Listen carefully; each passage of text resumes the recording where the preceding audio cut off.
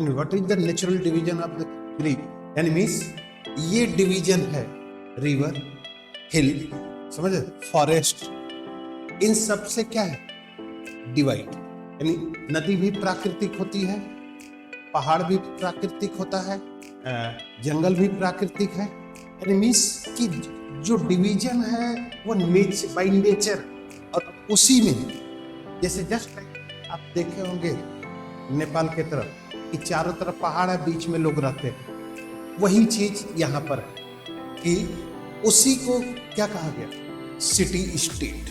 Clear.